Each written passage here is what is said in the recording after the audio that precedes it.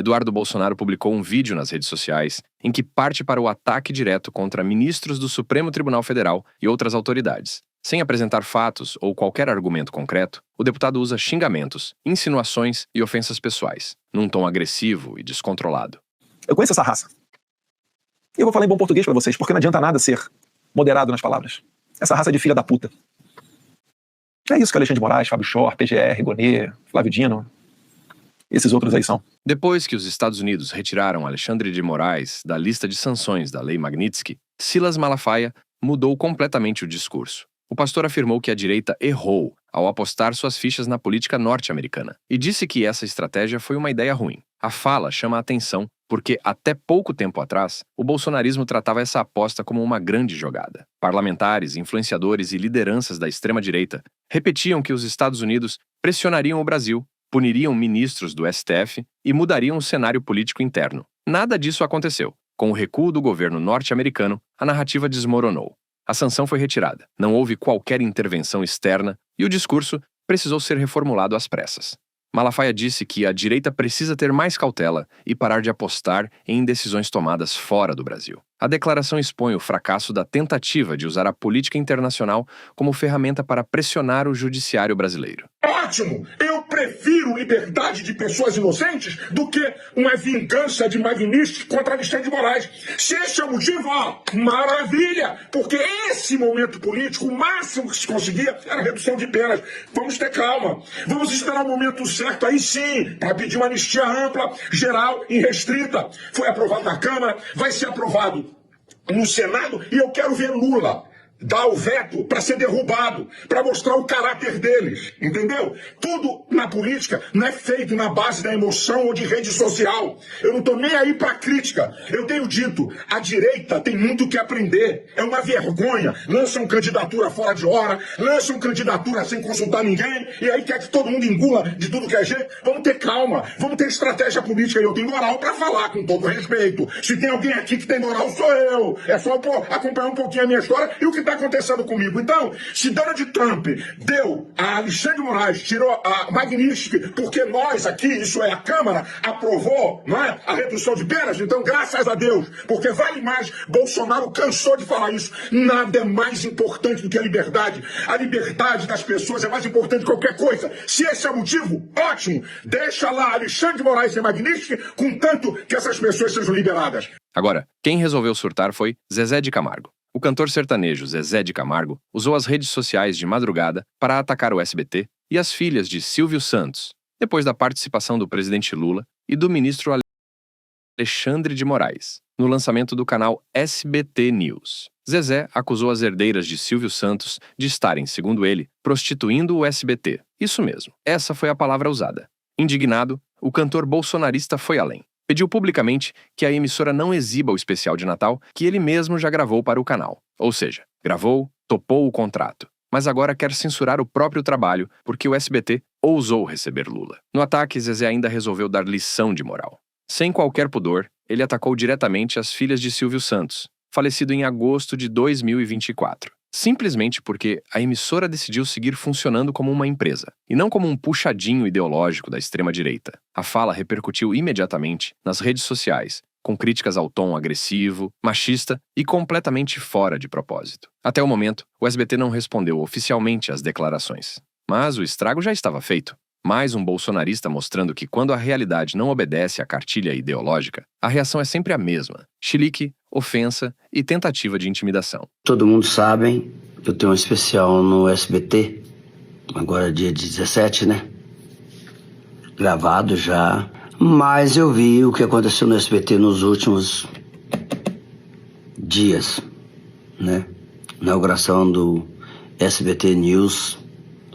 E juro por Deus que isso não faz parte do meu pensamento. Mas diante da situação que eu vi no SBT, das pessoas mudando totalmente a maneira de pensar, principalmente das filhas do Silvio Santos, pensando totalmente diferente do que o pai pensava.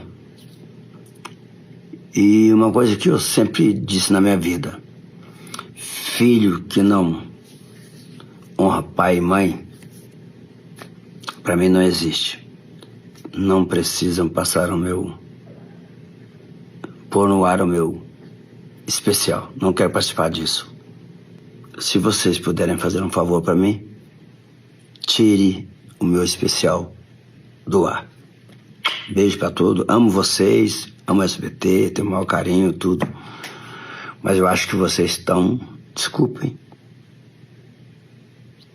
prostituindo. Então, A Polícia Federal fechou o cerco contra os financiadores da fuga do deputado bolsonarista Alexandre Ramagem, condenado por tentativa de golpe de Estado e hoje foragido nos Estados Unidos. No sábado, a PF prendeu em Manaus Celso Rodrigo de Mello, filho do garimpeiro milionário Rodrigo Cataratas, um dos nomes ligados à rota usada por Ramagem para sair do Brasil clandestinamente. A ordem de prisão partiu diretamente do ministro Alexandre de Moraes. Segundo a investigação, Ramagem deixou o país em setembro, o mesmo mês em que foi condenado a mais de 16 anos de prisão. Ele viajou de avião até Boa Vista, em Roraima, e de lá seguiu de carro até cruzar a fronteira pela Guiana, entrando por Letem antes de embarcar para os Estados Unidos. E quem é esse amigo de Ramagem que ajudou na fuga? O nome que aparece no centro dessa rota é Rodrigo Cataratas, empresário do garimpo, líder do movimento Garimpo é Legal, pré-candidato ao Senado e dono de um patrimônio milionário. Estamos falando de alguém que declara ter milhões em dinheiro vivo, dezenas de veículos e até aeronaves. Cataratas mantém negócios justamente na região usada na fuga de Ramagem. Coincidência? A Polícia Federal não acha. Rodrigo Cataratas já responde por crimes ambientais. Foi denunciado por incendiar veículos do Ibama e é figura conhecida em investigações ligadas ao garimpo ilegal. O filho, Celso, também não é novato. Já havia sido preso em 2022 por garimpo ilegal na terra indígena Yanomami.